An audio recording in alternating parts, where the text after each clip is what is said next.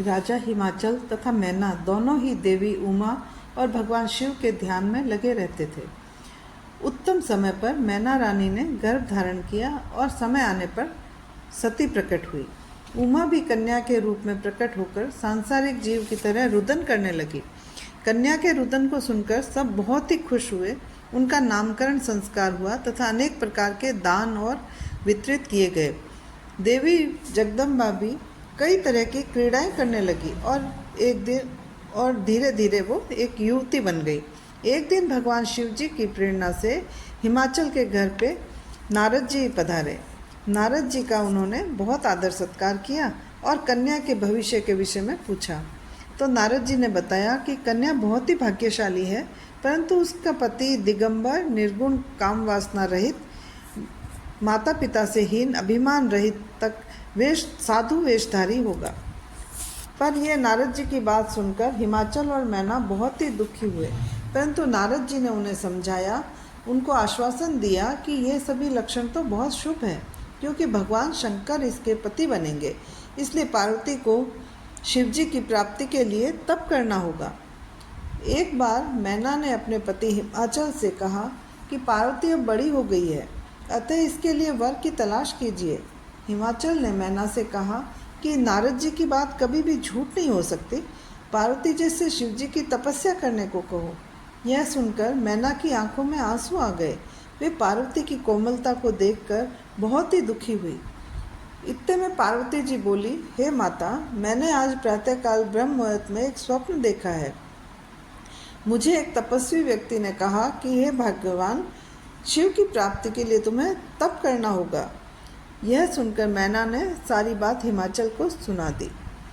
एक बार ब्रह्मा जी ने नारद जी को बताया कि कुछ समय के पश्चात भगवान शिव जी नंदीश्वर आदि गणों के साथ हिमाचल के उस प्रदेश में पधारे जहाँ पतित पावनी गंगा जी ब्रह्मलोक से नीचे गिर रही थी।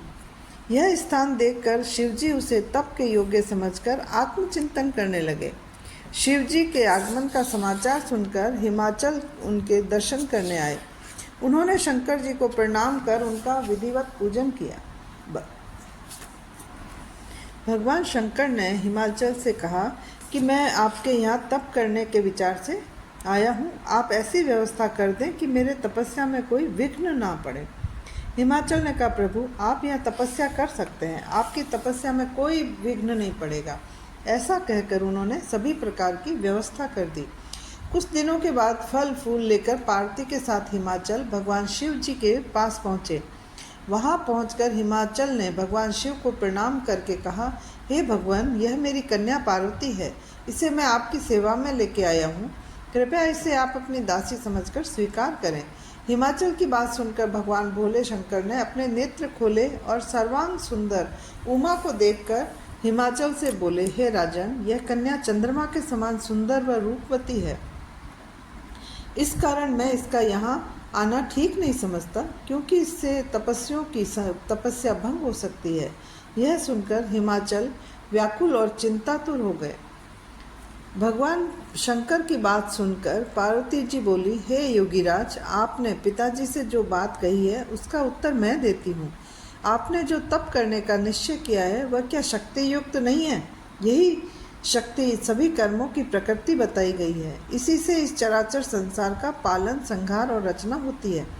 आप इस पर विचार करें कि यह प्रकृति क्या है और आप कौन है। यदि प्रकृति न हो तो शरीर और स्वरूप किस प्रकार शक्ति का पूजन ध्यान करेंगे, तो जगत का कार्य चलता रहे। यह सुनकर भगवान शंकर ने कहा, हे पार्वती, मैं तप के द्वारा प्रकृति का नाश कर चुका हूँ, अब मैं तत्व रूप में स्थित हूँ। यह सुनकर पार्वती जी हंसकर बोली, हे योगीराज, आप कैसी बातें कर रहे हैं, थोड़ा सोचकर बताएं। यदि आपने प्रकृति का नाश कर दिया है तो आप किस प्रकार विद्यमान हैं?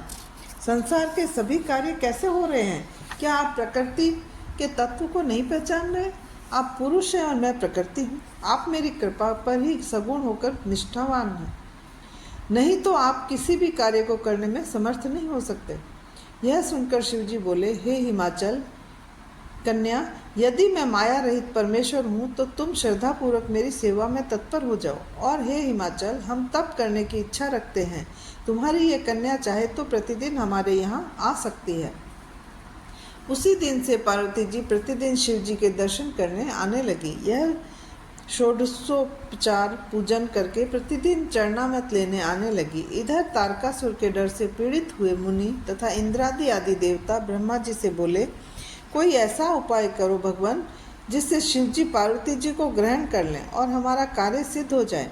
इस कार्य के लिए देवताओं ने कामदेव को भेजा, परंतु शिव जी पर इसका कोई प्रभाव नहीं पड़ा। उल्टे शिव जी ने उसे भस्म कर दिया। नारद जी ने ब्रह्मा जी से पूछा, यह तारकासुर कौन था? इसने देवताओं को क्यों पीड़ित कर रखा था? शिव जी ने काम को क्यों भस्म कर दिया?